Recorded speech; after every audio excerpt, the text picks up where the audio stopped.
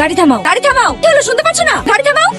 একটা কথা জিজ্ঞেস করবো? হ্যাঁ করো। তুমি আমাকে কতটা বিশ্বাস করো? করতাম। ও, করতে। তার মানে এখন আর করো না, তাই তো? আসলে কি জানো তো, এই 15-16 বছর বয়সটা না অনেক খারাপ। কোনটা ভুল কোনটা ঠিক বোঝার কোনো ক্ষমতাই থাকে না। কেউ একটু মিষ্টি করে কথা বললে মনটা তার প্রেমে পড়ে যায়। ঠিক এই ভুলটাই 2 বছর আগে আমিও করেছিলাম। পরে জানতে পারি ওই মানুষটার চরিত্রই খারাপ। ওর আরো 3-4টে গার্লফ্রেন্ড আছে। সেটা জানার পর থেকে ওকে আমি ঘৃণা করে ওর সাথে কোনো সম্পর্কও রাখিনি। এইসব কথা তোমাকে বলছি কেন? তুমি কোনো চিন্তা করো না, আমি বাড়ি গিয়ে বিয়েটা ভেঙে দেবো। তোমাকে কোনো দোষ নিতে হবে না। তুমি যাও, আমি টোটো ধরে বাড়ি চলে যাবো। টোটোই করে বাড়ি গেলে তোমার স্বামী দুর্নাম হবে না? শাশুড়ি মা বলবে জামাই এসে মেয়েকে নিয়ে গেল, মেয়ে টোটোই করে আসছে কেন? তখন আমি কি জবাব দেবো? উঠে বসো। এত কিছু জানার পরেও তুমি আমাকে বিয়ে করবে? ধুর পাগলি, মন থেকে তো বউ হিসাবে সেই দিনে মেনে নিয়েছি যেদিন তোমায় প্রথম দেখেছি। এখন শুধু লোক দেখানো বিয়েটা বাকি।